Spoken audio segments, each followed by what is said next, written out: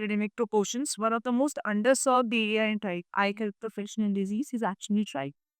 And now we can't just treat it with lubricants because lubricant, we need to understand what is underneath beneath and going on this ocular surface, which is leading to dry. So lubricants will not really solve the problem. So let's go see what happens in a dry patient. So that we all know, according to the Deuce to classification, that surface inflammation is the major reason which is leading to release of inflammatory cytokines, leading to ocular surface damage, and leading to symptoms of dry eye. So, Valak has excellently explained that we have to first make a differential diagnosis that why the patient is suffering from dry eye. Is it due to aqueous tear deficiency or due to evaporated dry eye due to meibomian gland dysfunction?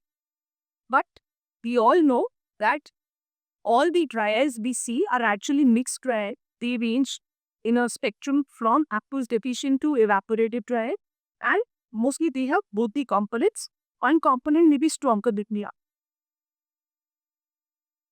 So, increased evaporative loss, that means increased tear evaporation seen in meibomian gland dysfunction, and decreased production of tears in an aqueous deficient dry eye, which are the two major reasons for dry eye.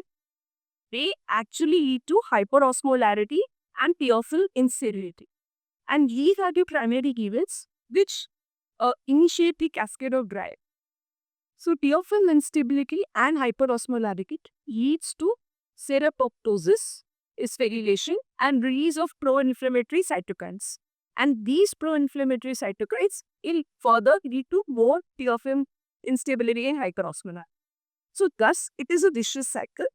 Inflammation is both a cause and a consequence of dry eye. So here we see there is a normal ocular adaptive immune response to any insight, any injury. So there is loss of homeostasis. First, there is initiation and release of inflammatory cytokines. There is amplification, recruitment, and there is vaccination.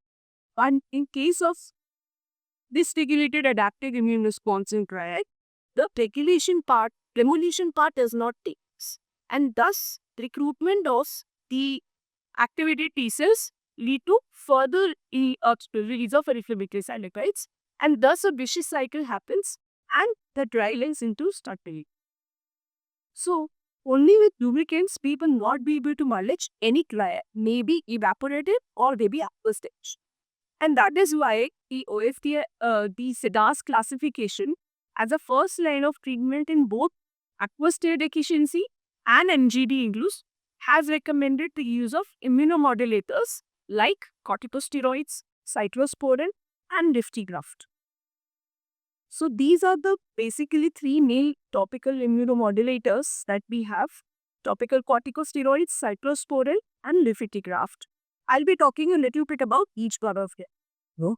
So corticosteroids, they affect all arms of the inflammatory process. A very good drug actually control inflammation in very short period of time. They are rapid acting, but unfortunately we can't use them for a longer period of time because of many side effects that we all know, cataract and glaucoma.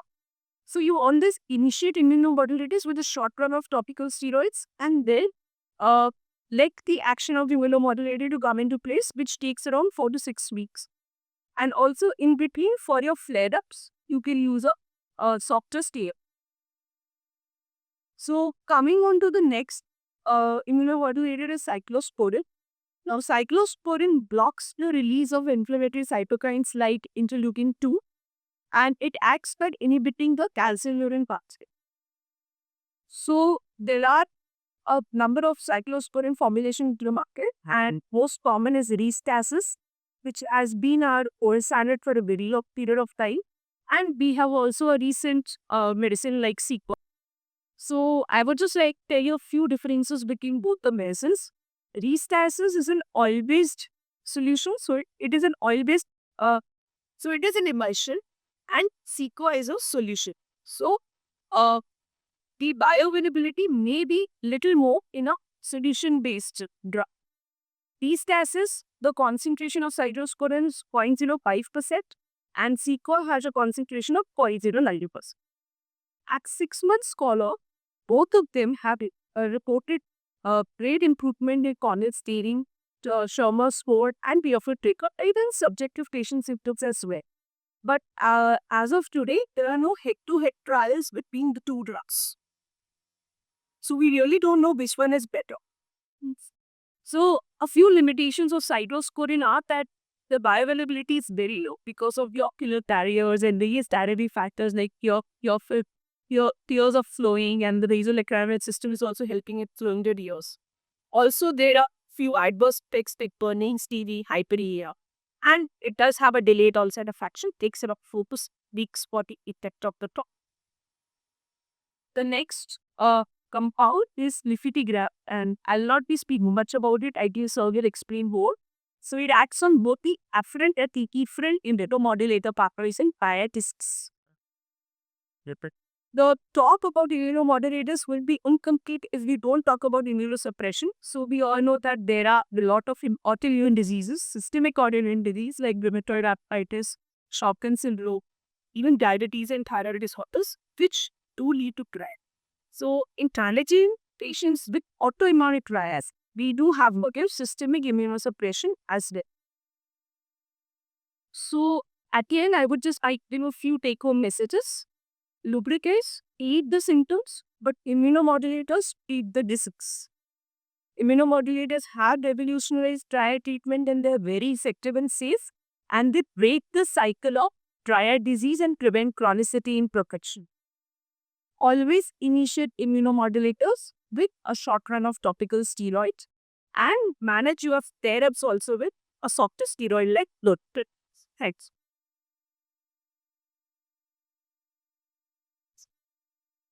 Thank you, Trusha, for such a wonderful talk. Have few questions for Dr. Trusha.